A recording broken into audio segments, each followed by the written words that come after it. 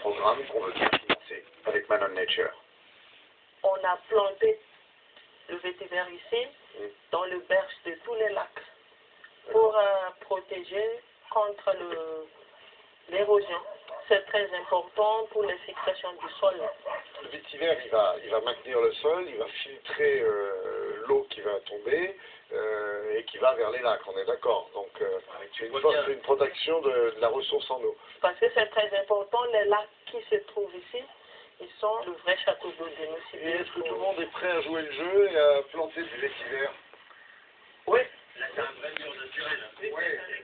Tu n'as pas besoin de beaucoup. Tu peux tu as mis 2 rangées, je veux dire, faire là, ça te stoppe vraiment les alluvions qui viendraient dans le lac, elles sont carrément stoppées par ça. Mieux que n'importe quel mur en béton, je veux dire, qui devrait faire l'affaire. Et tu as la même problématique.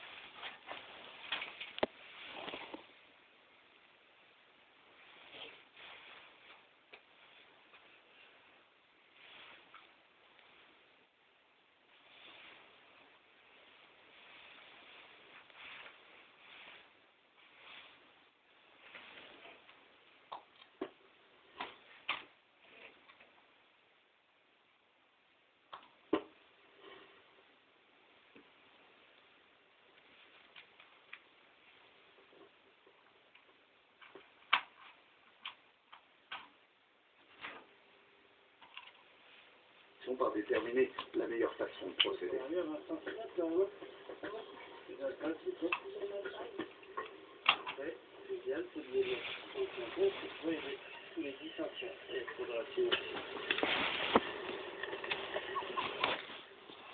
Là, donc, tac, c'est prêt.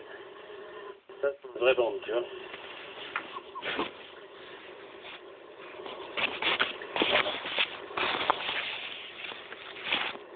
Et l'avantage aussi de la tranchée, tu vois, c'est quand il va pleuvoir, l'eau, elle va rentrer là-dedans. Tu vois, et après, ça se gagne si tu n'as pas besoin d'arroser. Bon, ne pas marcher dans la tente. C'est vraiment bien cet endroit, parce que c'est un site pédagogique, tu vois bien. Tu vois. Et puis après, une intermédiaire, une autre en bas, et puis t'as plus d'eau sale dans le lac aussi. Non, tu crois pas? C'est pas convaincu. Moins sale. Moins sale. Une grande majorité de la population de l'île utilise ces lacs comme source d'eau potable, convoitée également par les installations touristiques de plus en plus nombreuses. Ainsi, laisser ces réservoirs naturels se dégrader serait un danger pour les hommes comme pour la biodiversité de la zone. C'est pour cela que nous avons associé les plantations de ces barrières de vétiver à l'aide que nous fournissons pour développer une autre culture, lucrative cette fois et intéressante, celle de l'ilang-ilang.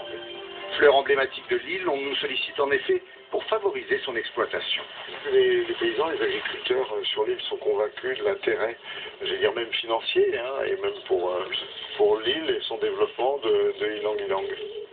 Sam, jeune papa d'une fillette de 9 ans, il s'est lancé dans le tourisme, dans la vie associative pour aider les autres et a monté une distillerie d'huiles essentielles. Ici, il y a une dame, il y a 2 ou 3 ou 5 dames qui travaillent depuis qu'ils avaient, je vais dire, 12 ans, 14 ans.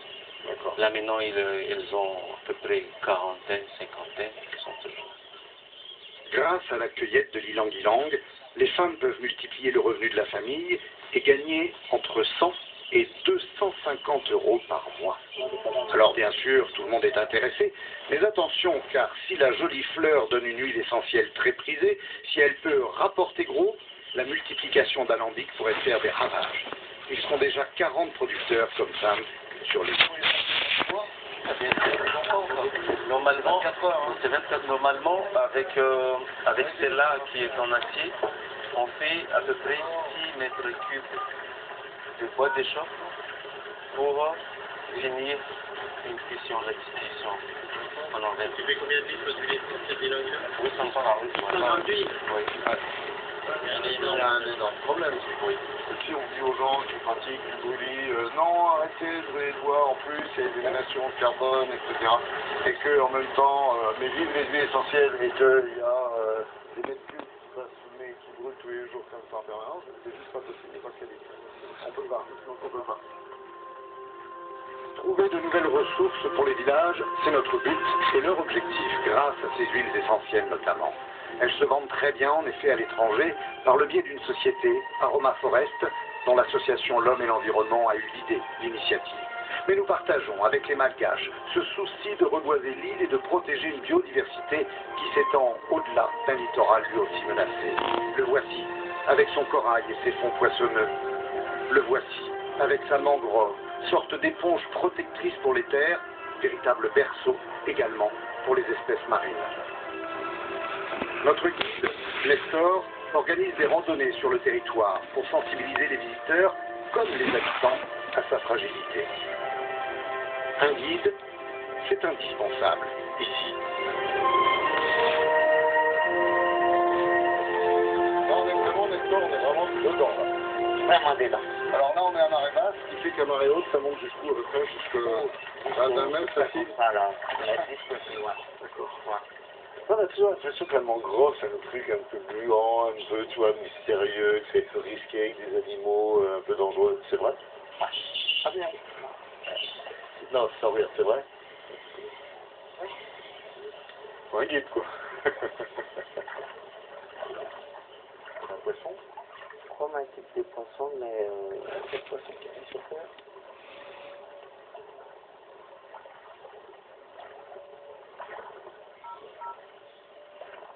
Et alors celle-là, elle se détache toute seule. Tant qu'elle tombe, et elle se plante dans le sol, un peu boueux, un peu vaseux. Et là, elle prend racine très rapidement et se donne ce que nous montre ça, c'est là, avec tout de suite au-dessus sur le haut du fruit, les feuilles qu'on voit là, ici.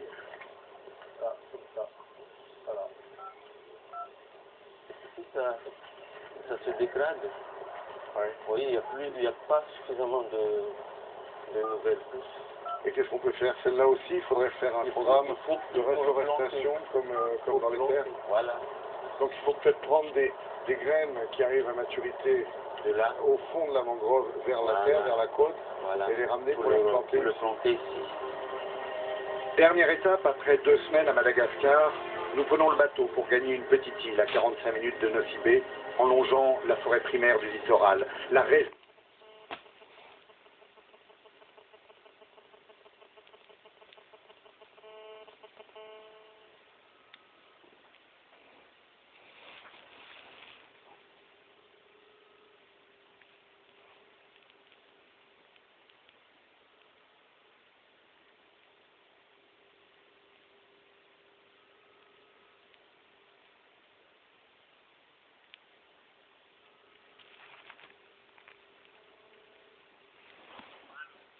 Alô? Alô? Alô?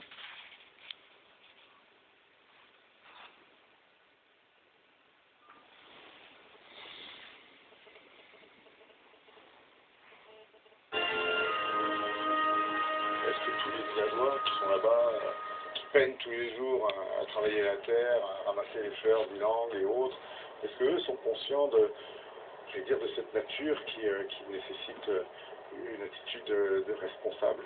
Même actuellement, quand on va au marché, il y a un moment où on a du mal à trouver des poissons. Il faut aller très loin pour les pêcheurs pour aller des poissons. Parce qu'ils ont abîmé la nature.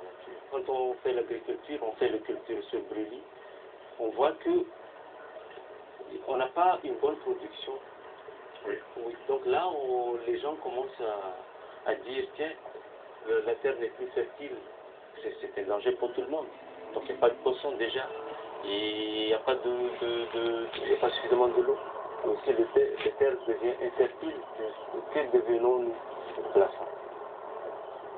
À partir du moment où on n'a plus de quoi manger, là, les gens commencent à être conscients de la gravité et de la bonté d'avoir la nature. Et quand on protège l'eau des volcans sur l'île en plantant du vétiver, on fait la même chose avec la mangrove pour protéger la mer, c'est ça? le message? Oh oui, il faut te protéger. Et en plus, pour l'éducation de l'enfant, de tout le monde, avoir cet endroit-là à montrer aux gens, ça peut donner encore envie de revenir en arrière, voir la beauté de la nature qui s'est trouvée sur toute l'ensemble du monde. Océans, rivières, forêts, savanes, montagnes et vallées. Nous y puiserons encore demain de quoi nourrir l'humanité, si nous le faisons de manière raisonnable et raisonnée. En échange, nous devons être capables de nous mobiliser pour redonner force et vigueur à cette nature si généreuse, comme nous l'avons fait à Madagascar, avec ceux dont toutes nos associations et partenaires privés comme ici ont croisé le destin. Déjà tant de visages, tant de prénoms, et dire que tant d'autres nous attendent à travers le monde. Pour eux, pour leurs familles, nos familles, nous sommes prêts à aller au bout du monde.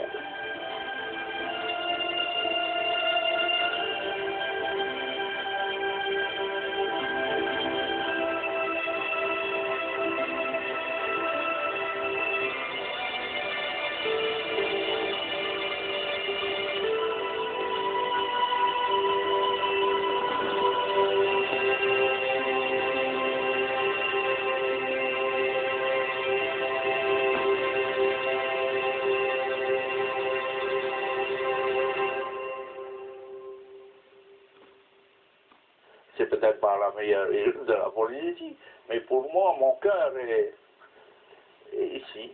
Comme mon ami à Coin là-bas, il me dit, Robert, on est milliardaires, nous deux. J'ai dit, pourquoi tu dis ça?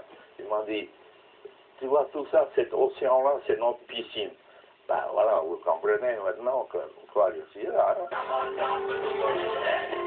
Daniel Piccoli vous invite en Polynésie. Passez outre-mer grand format la semaine prochaine sur France O.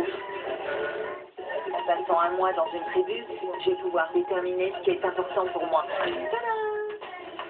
Elle se peigne le bout du monde pour mieux se retrouver. Au bout de l'inconnu, ici sur France O. Cette semaine, Investigation nous emmène à Pointe-à-Pitre. Dans ce paysage idyllique s'instaure petit à petit un climat social fait de tensions et d'insécurité permanente. Existe-t-il aujourd'hui un moyen d'inverser ce phénomène? Ce ne sont pas des culpables, ce ne sont pas des culpables, c'est une espèce de désespérance. Pointe-à-Pitre, une ville livrée à la violence, dans Investigation, présentée par Samira Ibrahim, mercredi à 20h45 sur France O. Événement Salut Prise. C'est la finale de Challenge Street. Moi qui m'a fait rêver, c'est ce que faire. Vous avez la maîtrise, vous connaissez votre truc, ça nous met dans tous nos états. Voilà, Ça défonce, vraiment. C'est lourd, exceptionnel. Pour gagner à la finale de Challenge Street, il va falloir en faire beaucoup plus que ça. Là, je trouve que c'est inapproprié. Là, pour le coup, ça s'appelle du respect. Bon, bon, remercions. Une finale sous haute tension. Challenge Street, le grand concours du hip-hop, va enfin trouver son lauréat. Mardi à 20h45 sur France O.